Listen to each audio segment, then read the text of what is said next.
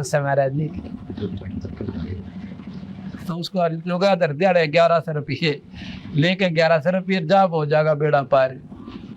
तो भाई वही नो क्या करते हमारा गुरु जी आगे पाछे की जाना।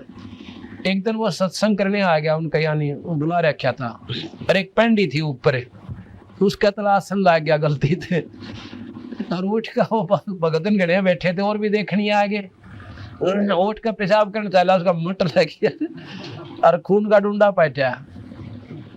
गुप्ता बोले को ना, फिर बोले तारा गुरुजी ने बता आगे पाछे ही जाने था, उसकी पेंडी को ना देखी उन्हें, तो बेकूफ बनानी है, नो बेकूफ बना रहे थे उन्हें। तो इसी प्रकार मोहम्मद साहब की घनी बढ़ाई करने लगे। वह 2-4 चेले उनके, 4 यार बोलना जिन्हें,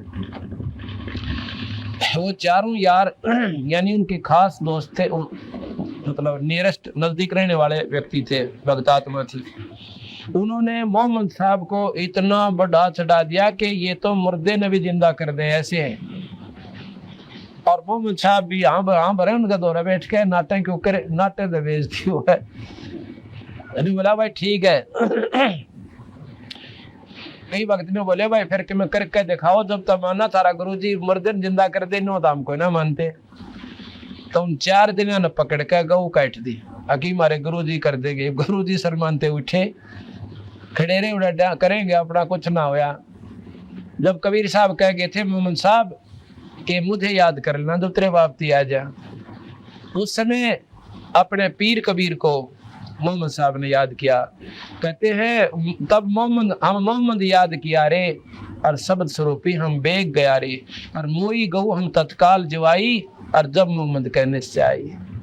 मोहम्मद पर नहीं जीवा, लेकिन वो शब्द स्वरूपी क्या होता है कि जैसे औरा न दिखे को ना मोहम्मद ने खड़े दिखे, और मोहम्मद से वार्ता कर रहे, तेरा बस का ना भले पुरुष लामा करूंगा, तने तो बेड़ा गर्क कर दिया।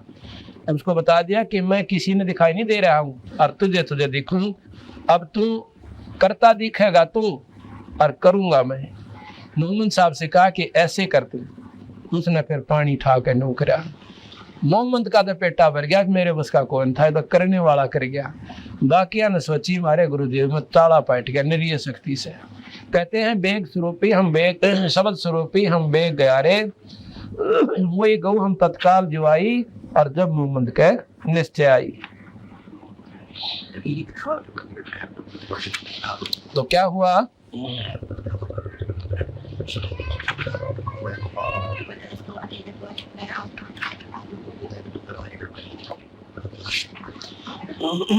उस दिन के बाद वो गऊ भी मतलब खाई, वो चली गई ना, गऊ जिंदा होगी। यहाँ उसका वर्णन आता है अमर कच्छ रमैणी 694 पृष्ठ पर। मोहम्मद बौद्ध सुनो ब्रह्म ज्ञानी, शंकर दीप आए धुन ध्यानी, लोक दीप को हम ले गए हो, इच्छा रूपी वा ना रहे हो। उल्ट मोहम्मद महल पठाया गुज बीरज, एक कलमा आया रोजा बंग नमाज दी रे, बिस्मिल की नहीं बात कही रे। 4 यार मिल मिसलत भीनी, गौ पकड़ के बिस्मिल कीनी। उन 4 यारों ने आपस सलाह बना के गऊ काट दी। तब हम मोहम्मद याद किया रे, तब हम मोहम्मद याद किया रे, शब्द स्वरूपी हम बेग गया रे, मुई गऊ हम बेग जवाई, तब मोहम्मद कह निश्चय आई। तुम सत कबीर अलह दरवेशा, मन मोहम्मद का गया अंदेशा।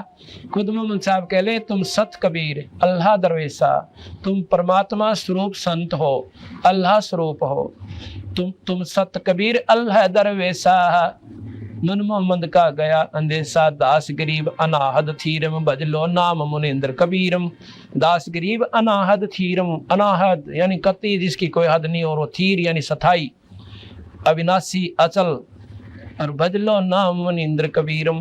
उस परम पिता परमात्मा सतपुरुष का, मुनियों में इंद्र यानी सबसे श्रेष्ठ परमात्मा कबीर साहब सत कबीर का नाम जपो, बेड़ा पार होता। अब कैसे हुआ, ये दोनों दिन उन महापुरुषों ने नोट कर लिए कि किस किस तिथि को, जैसे बकरिया काटा था, बकरे की कुर्बानी दी थी ईद को, यानी दूज होती है जो, और गऊ का भी वो बना लिया किस दिन वो काटी थी। उसी दिन को भाई आज हमारे गुरु ने गऊ काटी थी और जिंदा कर दी थी, इस दिन को मनाया करेंगे। काफी वर्षों के बाद, यानी सैकड़ों 200 वर्ष के बाद क्या हुआ कि मुसलमान धर्म इतना फैल गया, बहुत ज्यादा, और उसमें मुल्ला और काजी प्रधान बना दिए। हर गांव में एक डेरे बना दिए, उनके मस्जिद बना दी। तो वो बड़ी नेक आत्मा होया करते मुल्ला और काजी जो शुरू में बने थे। वो तो आने वाले देखा देखी पथभ्रष्ट हो गए। तो वो कभी भी मांस खाने की सलाह नहीं देते थे, लेकिन काल बली ने वहां भी गलती करवा दी, ये काम बिगाड़न ताई। कैसे किया?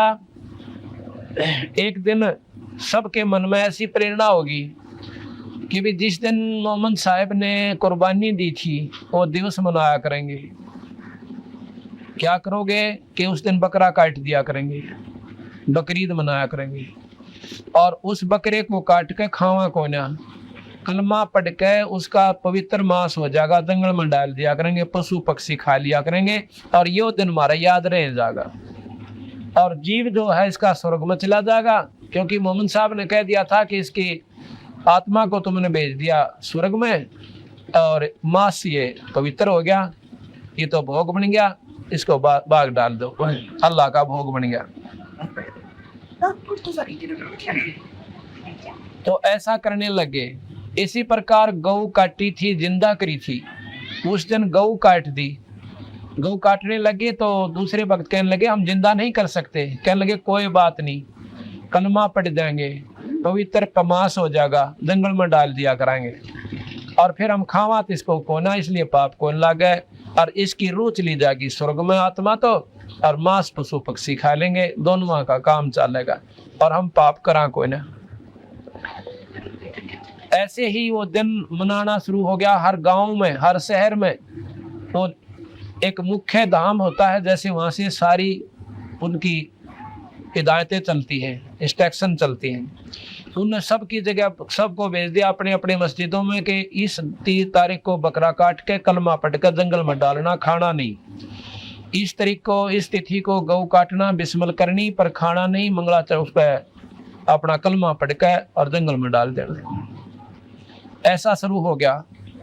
गांव गांव में मस्जिद बन गई, एक एक गांव में, हर गांव में बकरे कटन लग गए उस तिथि को। एक बार क्या हुआ कि बहुत भयंकर अकाल पड़ जाता है। इतना अकाल पड़ गया कि लोगों को पत्ते भी खाने को नहीं मिले, और उसी दौरान वो बकरीद आएगी। हर गांव में वो बकरे कटे, कलमे पढ़ दिए, बाहर जंगल में डाल दिए। भूखे मरते हुए व्यक्तियों ने वो बकरे का मांस खा लिया। इसी प्रकार क्या हुआ कि कईया ने देख लिए कि इन्होंने मांस खा लिया, ये नीच आत्मा है। मुसलमान मांस नहीं खाते थे कति भी। तो उन दो दूसरा ने देखा कि इन्होंने मांस खा लिया, ये नीच आत्मा है, इनको धर्म से निकाल दो, और नहीं इनको मारेंगे, हम काटेंगे, इनको खत्म कर देंगे। ऐसा सारे गांव से रिपोर्ट आएगी, और उनके जो मुख्य धाम था, स्थान था, मस्जिद थी, उन चीफ के पास पहुंची। उन सब ने मिलकर सलाह बनाई, अगर इनको मारने लग गए सब व्यक्तियों को जिन्होंने मांस खा लिया, तो भाई जुल्म होने लग जाएगा। एक ऐसी हिदायत भेज दो, उनको सलाह दे दो सबको कि सबको इकट्ठा करके हमारा हुक्म सुना दे। उनको कहो कि ये मांस पवित्र हो चुका था। उन्होंने सोचे आदमी मारना था अच्छा, तो अपना न्यू टाल दो बुलाने, ना तो उपद्रव खड़ा हो जाएगा कि वो उसने मार देंगे, उनके घर के उन्हें मारेंगे, ये कुकर्म शुरू हो जाएगा। तो उन्होंने उस उपद्रव को खत्म करने के लिए इस काल बली ने ऐसी हिदायत दिवा दी। क्या किया? कह दिया कि भाई कोई भी व्यक्ति इनको नहीं मारा, इनका कसूर नहीं है, क्योंकि मोहम्मद साहब का हुक्म था कि कलमा पढ़ देने से मांस पवित्र हो जाता है, उसके खाने में पाप नहीं लगता। अपनी जान बचाने ताही और